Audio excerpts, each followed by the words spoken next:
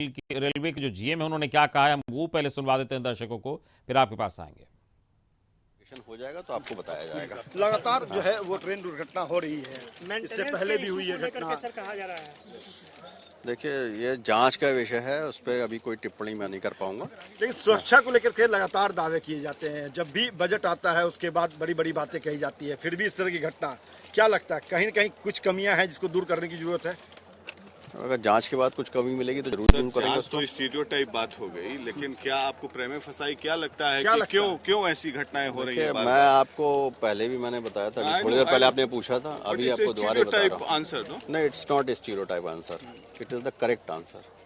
Sir train So, की we'll wait- की speed क्या थी? सबसे इम्पोर्टेंट काम है, प्लीज बाद में हो जाएगा, बाद में हो जाएगा, अभी रिस्टोरेशन पे ध्यान देने दीजिए, please do not divert our focus. हाँ please let us focus on restoration. वो ट्रेन काफी आवाज कर रही थी और उसके बाद ये घटना हुई, तो जो ट्रेन 2 किलोमीटर पहले से आवाज कर रही थी, चक्के में घर्षण था, वो ट्रेन रोकी जा सकती थी पहले। इसकी भी जांच करेंगे हम लोग, तमाम बिंदु की जांच करेंगे। हर इसमें कोई ऐसा बिंदु छोड़ा नहीं जाएगा इसकी जांच ना करें। इसीलिए मैंने आपसे कहा ये सब चीजों की जांच करने के बाद ही पता लगेगा। और सुना आपने रेलवे के जीएम ने किस तरीके से इसको लेकर कहा कि तमाम बिंदुओं की जांच होगी, उसके बाद इस पर तथ्य जो निकल कर आएंगे उस पर कार्रवाई की जाएगी। और हमारे साथ आशुतोष बने हुए हैं, हम उनके पास चलेंगे। आशुतोष, जो रेलवे के अधिकारी जिस तरीके से उन्होंने कहा है, और जब सवाल पूछा गया कि जो ट्रेन है वो कुछ देर पहले से आवाज़ आ रही थी उसमें, फिर जाकर यह हादसा हुआ, तो इसको लेकर भी उन्होंने कहा कि इसकी भी हम जांच कराएंगे, तो क्या इस तरीके की कोई बात ही, कहीं ना कहीं मेंटेनेंस वाली जो बात है वो लग रहा है कि उसमें कुछ उस पर सवाल उठ रहे हैं ज़्यादा? देखिए जरूर मैंने 2 बातें यहाँ पर रखी हैं और मुझे लगता है कि आने वाले समय में उन्हीं 2 बातों में से एक बातें होंगी। या तो रेलवे ट्रैक में कुछ प्रॉब्लम था, मैंने एक और बात कही है कि स्टेशन के पास रेलवे ट्रैक में प्रॉब्लम एक बहुत बड़े लापरवाही के संकेत देते हैं। अमूमन ऐसा होता नहीं है, अगर रेलवे ट्रैक में प्रॉब्लम हो तो ये माना जाता है कि कोई सुनसान इलाका हो, वहाँ पर या तो छेड़छाड़ कर दी गई हो या फिर मेंटेनेंस के कारण वो पोर्शन जो है वो कह सकते हैं कि वो डैमेज रह गया। लेकिन ठीक स्टेशन के पास की घटना है, इसलिए बहुत कम चांसेस हैं कि रेलवे ट्रैक में कोई प्रॉब्लम हो।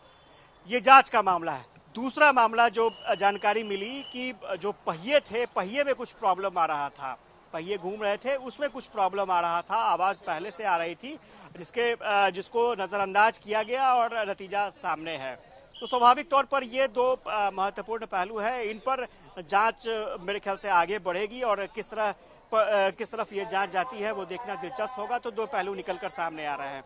आपको एक और तस्वीर हम दिखाना चाहते हैं। ये तस्वीर देखिए कि यहाँ जो पटरी हैं, पटरी को हटाने का काम शुरू हो चुका है और चूंकि ये क्षतिग्रस्त पटरी है और क्षतिग्रस्त पटरी है, इनको क्रेन के जरिए यहाँ से हटाया जा रहा है और इन्हें दूसरे जगह शिफ्ट किया जाएगा, क्योंकि इन पटरियों को फिर से रीस्टोर करना होगा, तभी जाकर के परिचालन शुरू हो पाएगा।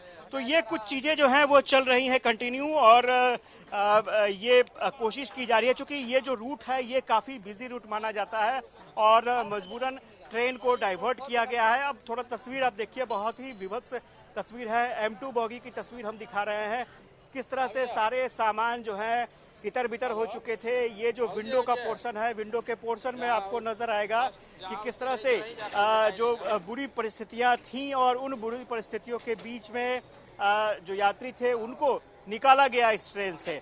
तो खैर ठीक है, ये घटना हो चुकी है, लेकिन अब इस घटना से हम क्या सबक लेते हैं ये एक इम्पॉर्टेंट पहलू है, क्योंकि इससे पहले भी घटना हुई थी, उस वक्त भी हम लोग कुछ सबक ले सकते थे और इस तरह की घटना को रोक सकते थे।